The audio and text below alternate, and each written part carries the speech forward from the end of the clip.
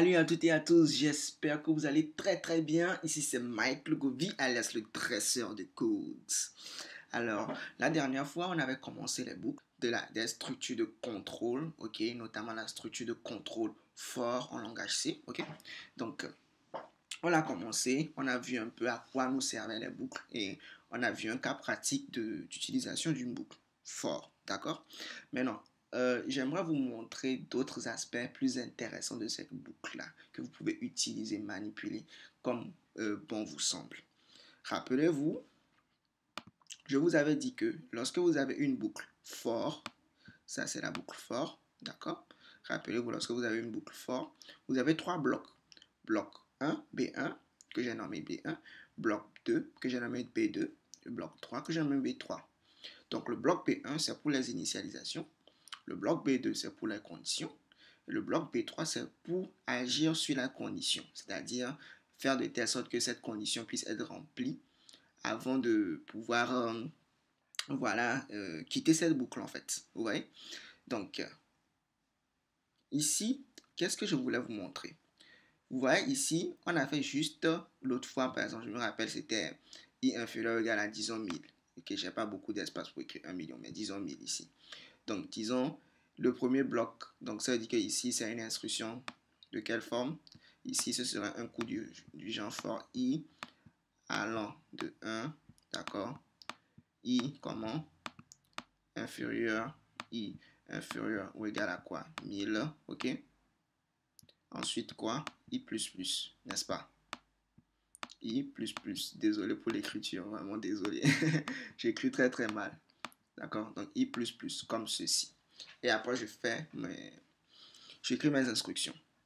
Donc ici, c'est le bloc pour les initialisations, ici pour les conditions, et ici pour agir sur la condition.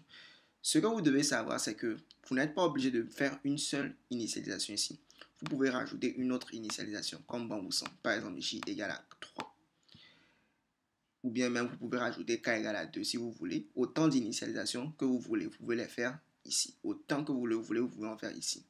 Ici, vous pouvez rajouter autant de conditions que vous le souhaitez. D'accord? Vous pouvez rajouter par exemple conditions comme j différent de 2. Ok?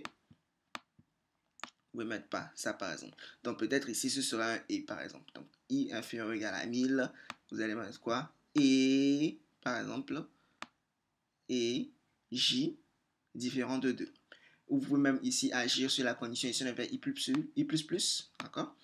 Vous pouvez mettre ici j-, ou bien vous pouvez faire quoi? I plus égale à 2. Donc ici, incrémenter de 2 pas. D'accord? Vous pouvez faire cela. D'accord? Donc je vais vous montrer comment est-ce que vous pouvez faire tout ceci, par exemple, dans ce tutoriel. D'accord? Alors je vais venir ici. Donc je vais par exemple, pour ce faire, d'accord? Donc je vais déclarer par exemple deux variables i et j pour illustrer ce cas. Donc int i, j. Ok? Donc par exemple, je vais initialiser i à 1 et je vais initialiser aussi en même temps j à 2. D'accord?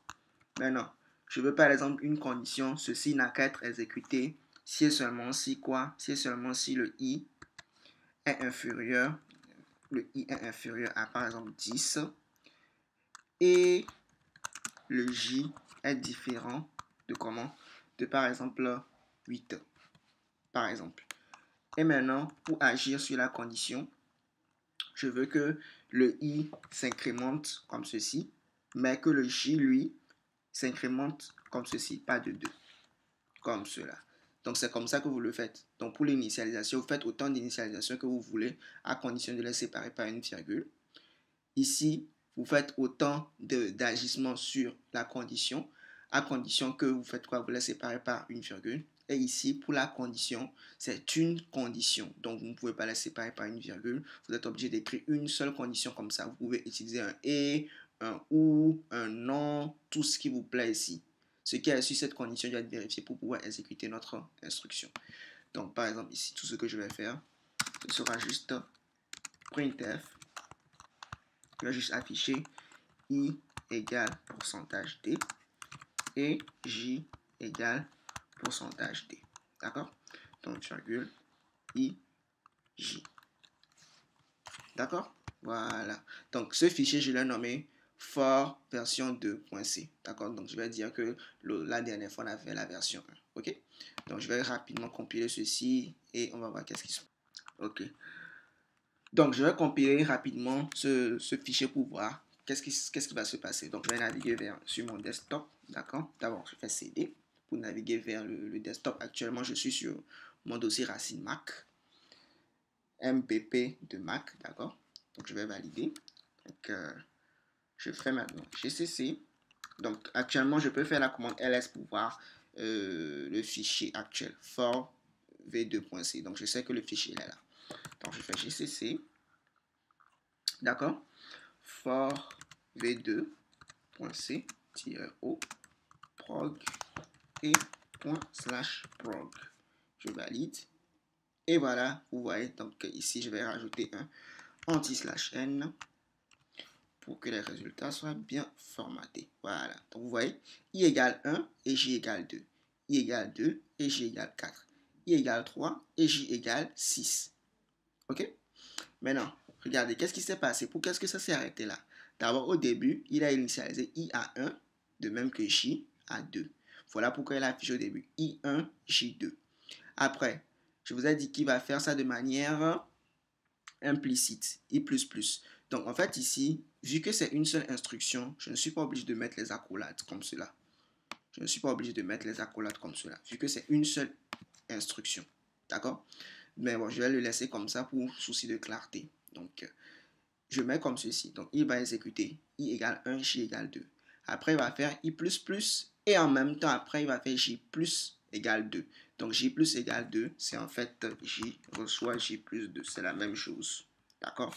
Donc, je peux écrire ceci, ou bien je peux écrire j plus égale 2. C'est la même chose.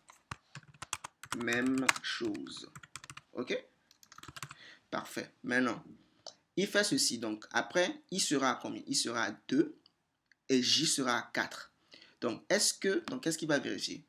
Est-ce que 2 pour i est inférieur à 10? Oui. Et est-ce que j sera maintenant égal à combien? À 4. N'oubliez pas que j était au début à 2. On l'a incrémenté de... Non, pas incrémenté. On a augmenté sa valeur de 2. J sera maintenant 4. Est-ce que 4 est différent de 8? Oui. Il va afficher ça. Donc, i est à 2, j est à 4. Voilà pourquoi il affiche ici. Ensuite, il incrémente i à combien? À 3. Et j à combien? À 6 maintenant. Parce que j était 4 plus 2, ça fait 6. Voilà pourquoi il affiche i 3, j 6. Maintenant, j sera à 8 et i sera à combien? 4.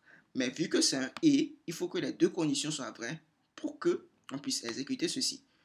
Vu que le j est égal à 8, j n'est pas différent de 8, alors il ne va pas exécuter ceci. D'accord? J'espère que c'est clair pour vous maintenant. Ok? Donc, voilà un peu les choses que je voulais vous montrer aujourd'hui. Ah, en fait, je vais aussi vous rajouter quelque chose.